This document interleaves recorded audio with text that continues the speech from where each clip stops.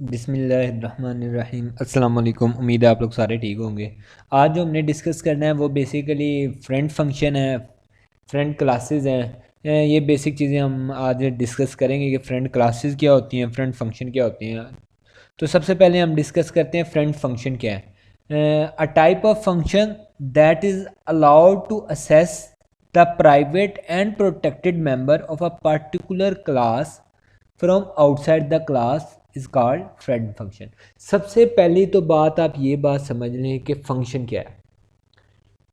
अगर आपको फंक्शन का पता है तो फ्रेंड फंक्शन भी सेम एज इट इज़ वही है, बट माइनर सा एक डिफरेंस है, वो मैं आपको बताता हूँ। वो क्या है कि जी हम असेस स्पेसिफायर जो पहले पढ़े थे कि प्राइवेट होता है, प्रोटेक्टेड होता है, पब्लिक होता है। प्राइवेट और प्रोटेक्टेड जो हमारे डाटा मेंबर होंगे वो भी हम असेस कर सकेंगे आउटसाइड द क्लास। क्लास से बाहर भी उन्हें हम असेस कर सकते हैं। हालांकि रिस्ट्रिक्शन क्या है, क्लास के अंदर सिर्फ आप उन्हें असेस कर सकते हैं, क्लास से बाहर आप उन्हें असेस नहीं कर सकते। लेकिन अगर वो हमारा फंक्शन फ्रेंड फंक्शन हुआ तो वो उसे अलाउ कर देगा कि आप आउटसाइड द क्लास से यूज़ कर सकते हैं। जैसे आप सिंपल एग्जांपल ले लें फ्रेंड्स की, कि आपके जो फ्रेंड हैं उनके अंदर हम लोग कई कॉमन चीज़ें जो सी होती हैं जो कई किसी हद तक हमारे प्राइवेट भी होती है, प्रोटेक्टेड, वो भी शेयर कर लेते हैं। तो सेम एज इट इज़ ये कॉन्सेप्ट वही है कि क्लास के अंदर जो चीज़ें प्राइवेट थी, प्रोटेक्टेड थी, ठीक है, वो भी आपने फ्रेंड फंक्शन के साथ शेयर कर ली कि वो भी उन्हें असेस कर सकता है। देखें आगे भी उसने वो यही बात की है। इन्हें हम आगे एक एग्जांपल देखेंगे, उससे सारी बात क्लियर हो जाएगी अगर कोई भी कन्फ्यूजन आपके जहन में भी है तो। लेकिन एक बार ये समझ लें, सिंपल क्या है, सिंपल एक फंक्शन है, बस उसके अंदर फ्रेंड फंक्शन का काम ये होगा। फ्रेंड फंक्शन बेसिकली क्या होगा, होगा सिंपल फंक्शन की तरह ही, बस ये डाटा मेंबर वो वाले भी असेस कर लेगा जो प्राइवेट और प्रोटेक्टेड होंगे। यानी कि जो सिर्फ और सिर्फ विद इन क्लास असेस होने थे वो आउटसाइड द क्लास इस फंक्शन में असेस हो सकते हैं। बस सिंपल सी बात ये है। Normally the private and protected member of any class can not be assess from outside the class. वही बात कि प्राइवेट और प्रोटेक्टेड जो मेंबर्स होते हैं, प्रॉपर्टीज एट्रीब्यूट जिन्हें हम कह रहे थे, वो आउटसाइड द क्लास नहीं असेस होते। In some situation a program may require to assess this member. तो वो कहता है कई दफ़ा ऐसी सिचुएशन होती है कि हमें ये रिक्वायर्ड होते हैं। The use of friend function allow the user to access these members.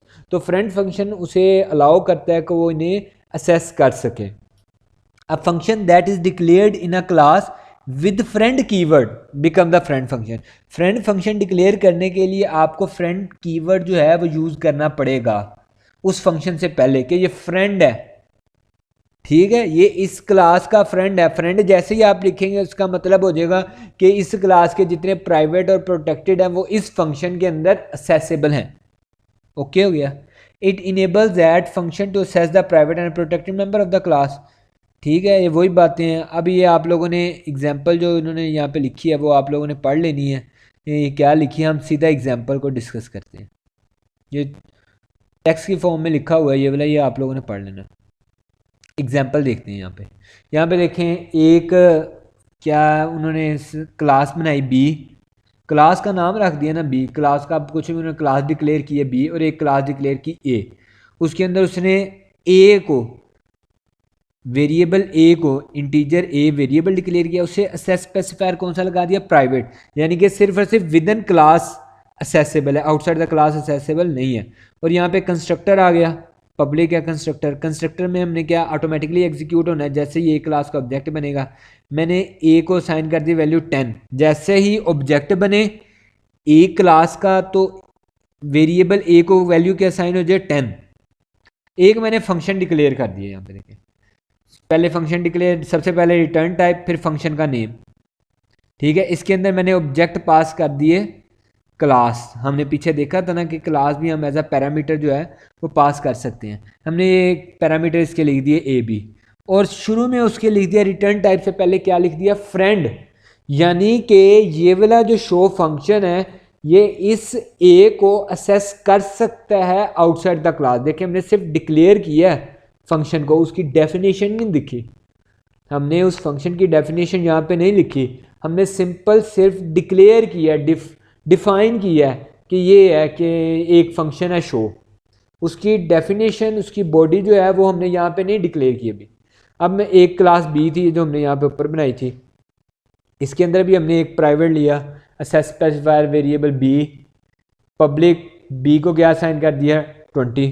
अब देखें यहाँ पे भी हमने एक फंक्शन बना लिया, ठीक है, फ्रेंड फंक्शन बना लिया कि यार ये क्लास ए और बी जो है वो आपस में फ्रेंड हैं, ये असेसेबल हैं, ठीक है। ए और बी के अंदर जो प्राइवेट हैं वो इस फंक्शन शो के अंदर असेसेबल हैं। बात समझ आ रही है? यानी कि आपने देखें यहाँ पे आप सिंपल कह लें कि उस क्लास का नाम लिख देना है जिस क्लास के आप प्राइवेट और प्रोटेक्टेड को असेस करना चाहते हैं उस फंक्शन के पैरामीटर में। दोबारा बात समझें, आपने क्लास का नाम जिस क्लास के आप प्राइवेट और प्रोटेक्टेड डाटा मेंबर को असेस करना चाहते हैं उस फंक्शन के पैरामीटर में लिख देने हैं। जैसे देखें ये फ्रेंड फंक्शन था, उसके पैरामीटर में मैंने ए और बी लिखा। क्यों? क्योंकि मुझे ये ए क्लास का इंटीजर ए भी चाहिए और बी क्लास का इंटीजर बी भी चाहिए, क्योंकि ये दोनों प्राइवेट हैं, आउटसाइड द क्लास एक्सेसिबल नहीं थे, इस वजह से मैंने इसे फ्रेंड फंक्शन के अंदर लिख दिया। आपने ये ब्रैकेट के अंदर पैरामीटर वो लिखने हैं जिन क्लासेस के आप प्राइवेट और प्रोटेक्टेड को असेस करना चाहते हैं। अब आगे देखें, यहाँ पे मैंने उस फंक्शन की डेफिनेशन डिक्लेयर कर दी। वॉइड शो, मैंने ए क्लास का एक ऑब्जेक्ट बना लिया एक्स और बी क्लास का एक ऑब्जेक्ट बना लिया वाई, ठीक है। अब यहाँ पे देखिए एक मैंने वेरिएबल डिक्लेयर किया आर, ठीक है, उसकी डाटा टाइप इंटीजर है, और मैंने आर के अंदर क्या किया है एक्स डॉट ए, यानी कि एक्स ऑब्जेक्ट कौन सी क्लास का था? ए क्लास का। ए क्लास का ए की जो वैल्यू है, ए की वैल्यू क्या थी 10। देखिए जैसे ही ए क्लास का एक्स ऑब्जेक्ट बनेगा तो कंस्ट्रक्टर ऑटोमेटिकली एग्जीक्यूट हो गया और ए को वैल्यू 10 मिल गई है, ठीक है। तो यहाँ पे 10 आ गया। बी की क्या वैल्यू आई यहाँ पे वाई डॉट बी 20, क्योंकि कंस्ट्रक्टर ने 20 वैल्यू साइन की हमने, ठीक है। जैसे ही यहाँ पे वाई ऑब्जेक्ट बना तो उसने बी को वैल्यू 20 दे दी, और यहाँ पे अब वैल्यू क्या आ गई 20। ये दोनों जमा हो गए, किसके अंदर आ गई आर, यानी कि आर के अंदर 20 + 10 क्या आ गया 30। आर के अंदर क्या है 30। अब मैं कह रहा हूँ the value of A class, the value of class A object equal to, ये एज इट इज़ प्रिंट हो गया। मैंने क्या किया एक्स डॉट ए, यानी कि एक्स कौन सी क्लास का ऑब्जेक्ट था ए का, उसके अंदर जो ए की वैल्यू है वो शो करवा दें। और इसी तरह मैंने बी का किया, और यहाँ पे मैंने सम कर दिया। सम किसके अंदर था आर के अंदर, तो मैंने आर यहाँ पे शो करवाया। ये मैंने एक फंक्शन बनाया। अब देखिए हम मेन फंक्शन में आते हैं। हमने एक ऑब्जेक्ट बनाया क्लास ए का, ऑब्जेक्ट obj1। इसी तरह हमने बी का बनाया, ठीक है, obj2। अब वो फंक्शन को कॉल किया, ये वाले फंक्शन को जो फ्रेंड फंक्शन है, फ्रेंड फंक्शन को कॉल किया हमने। अब फ्रेंड फंक्शन को जैसे ही हमने कॉल किया तो उसके अंदर वो ऑब्जेक्ट जो है वो पैरामीटर में पास कर दिए कि इन इस ऑब्जेक्ट का और इस ऑब्जेक्ट के जो प्राइवेट हैं उनके जो ये काम है वो कर दो, ठीक हो गया। इसने वो ही काम किया। सबसे पहले क्या किया obj.a, यानी कि जो उसकी वैल्यू क्या थी 10, obj2, क्योंकि यहाँ पे x की जगह वो obj1 आ गया ना, देखें, क्योंकि यहाँ पे x की जगह क्या आ गया obj1 और y की जगह obj2। तो उसने सबसे पहले जमा करके आर के अंदर स्टोर करवा लिया, और यहाँ पे उसने सबसे पहले वैल्यू ऑफ ए शो करवाई। देखें the value of class A object is 10, क्योंकि 10 कंस्ट्रक्टर ने दी थी। The value of class B object 20, और ये सम उसने लास्ट में शो करवा दिया। ये बेसिकली हमारी फ्रेंड फंक्शन था, ये हमारा फ्रेंड फंक्शन था। आप लोगों ने ये भी पढ़ लेना हाउ अबव प्रोग्राम वर्क्स, ताकि आप लोगों के लिए आसानी हो। कोई बात आप लोगों को ना समझ आई हो तो आप मुझसे पूछ सकते हैं, लेकिन आप लोग यहाँ से भी लाजमी पढ़ लीजिएगा, आपको सारी बात दोबारा क्लियर हो जाएगी। उसके बाद फ्रेंड क्लास की, जैसे फ्रेंड फंक्शन है उसी तरह फ्रेंड क्लास है। जैसे आप लोगों को फ्रेंड का वो, जैसे आप लोगों को क्लास का और फंक्शन का डिफरेंस पता है, सेम एज इट इज़ वही है। वही फंक्शन है फ्रेंड क्लास का और वही फंक्शन है फ्रेंड फंक्शन का। डिफरेंस भी वही है जो फंक्शन और क्लास का है। फंक्शन यानी कि एक स्पेसिफिक काम करने के लिए, क्लास जो है वो ब्लू प्रिंट है ऑब्जेक्ट का। फ्रेंड क्लास का क्या मतलब है, दोनों क्लासें आपस में फ्रेंड है। फ्रेंड फंक्शन का क्या था, ये फंक्शन फ्रेंड है आपस में, ठीक है। ये फंक्शन दो क्लासों में फ्रेंड है, लेकिन अगर फ्रेंड क्लास है तो दो क्लासें आपस में फ्रेंड है। इसकी भी एग्जांपल देख लेते हैं, सारी बात क्लियर हो जाएगी दोबारा। अ type of class all of whose member function are allowed to access the private and protected member of the particular class is called friend class। यानी कि दो क्लासेज जब फ्रेंड क्लासेस हो जाएंगी तो वो दोनों आपस में प्राइवेट और प्रोटेक्टेड जो भी डाटा मेंबर्स होंगे वो शेयर करेंगी। ठीक है, क्योंकि दोस्त बन गए हैं, अब ये दोनों क्लासेस दोस्त हैं तो ये सारी चीज़ें जो हैं वो शेयर करेंगे आपस में। इसकी हम एग्जांपल देख लेते हैं। उसी तरह आपने यहाँ पे भी फ्रेंड लिखना होता है, यानी कि ये क्लास किसकी फ्रेंड है, तो फ्रेंड का कीवर्ड लिखना पड़ता है उस क्लास से पहले। अब यहाँ पे देखें, कोड में आ जाए आप, क्लास ए, सिंपल वही तरीका जो हमने यहाँ पे दो वेरिएबल डिक्लेयर कर दिया प्राइवेट, यहाँ पे कंस्ट्रक्टर आ गया इसका, और ए को 10 और बी को 20 दे दी। अब देखें मैंने लिखा है ये क्लास ए, क्योंकि क्लास ए के अंदर मैं लिख रहा हूँ ना, मैंने कहा फ्रेंड क्लास बी, यानी कि ये क्लास फ्रेंड है किस क्लास की, बी की। ठीक है, इसी क्लास की बॉडी के अंदर मैंने लिख दिया है कि ये क्लास फ्रेंड है क्लास बी की। फ्रेंड होने का क्या मतलब हुआ, ये ए और बी को, ये फंक्शन को असेस कर सकते हैं। अब आगे देखें, क्लास बी, क्लास बी के अंदर सिंपल मैंने वो, क्योंकि ये फंक्शन क्लास बी फ्रेंड है ए की, तो मैंने क्लास बी के अंदर सिंपल शो का एक फंक्शन बना दिया। शो का जैसे ही फंक्शन बनाया, शो ए उसका नाम रख दिया, यहाँ पे क्या पास कर दिया, ए क्लास का एक object, the value of A OBJ, यानी कि इस क्लास ए क्लास का जो ऑब्जेक्ट है उसकी ए की क्या वैल्यू है वो शो हो जाए। एक और मैंने फंक्शन बनाया वाइड शो बी के नाम का, शो बी उसका नाम है, और मैंने ए ऑब्जेक्ट के अंदर जो ओबीजे बी की वैल्यू है वो शो करवा दी। ठीक है, अब देखें मेन में आ जाएंगे, देखें ये क्लास बी है, क्लास बी के अंदर मैं किसको असेस कर रहा हूँ, ए के दो प्राइवेट देखें डाटा मेंबर्स को। ठीक है, ये देखें ये क्लास बी है और वो क्लास ए है, ये क्लास ए के ए बी हैं, लेकिन मैं कहाँ पे असेस कर रहा हूँ, क्लास बी के अंदर। क्लास बी के अंदर इन्हें मैं असेस कर रहा हूँ। ये क्यों असेस हो रहे हैं, क्योंकि क्लास ए की फ्रेंड है क्लास बी, और क्लास ए ने परमिशन दी है कि क्लास बी मेरे प्राइवेट जो मेंबर वगैरह वो असेस कर सकती है। अब यहाँ पे देखें, मैंने सिंपल ए और बी का एक एक ऑब्जेक्ट बनाया, और उस ऑब्जेक्ट के ज़रिए मैंने उन्हें बी, देखें बी क्लास का ऑब्जेक्ट जो वाई था उसके अंदर दोनों फंक्शन को कॉल किया, और उसने वहाँ पे हमें शो करवा दिया the value of class A 10, the value of class B 20। Okay, अब आगे देखें स्टैटिक फंक्शन। एक स्टैटिक जैसे मैंने आपको बताया नॉट चेंजेबल, लेकिन यहाँ पे स्टैटिक का क्या होगा, type of member function, function की बात कर रहा हूँ, स्टैटिक डाटा मेंबर्स की नहीं, स्टैटिक फंक्शन की।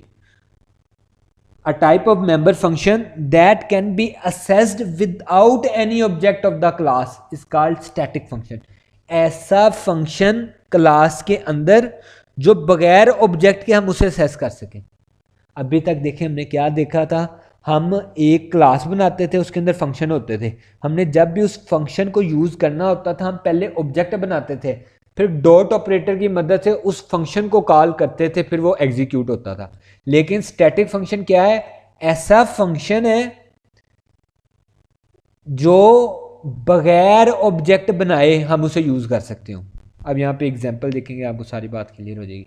ये देखिए क्लास ए क्या है, टेस्ट की क्लास टेस्ट है, उसके अंदर क्या फंक्शन रखा है मैंने, ये तो दो डाटा मेंबर्स हमने डिफाइन कर दिए, स्टैटिक इंटीजर एन, और यहाँ पे मैंने फंक्शन डिक्लेयर किया वॉइड शो, और उससे शुरू में क्या रख दिया, स्टैटिक। स्टैटिक का कीवर्ड यूज करना है, मींस कि इस क्लास टेस्ट का ऑब्जेक्ट बनाए बगैर आप इस फंक्शन को असेस कर सकते हैं।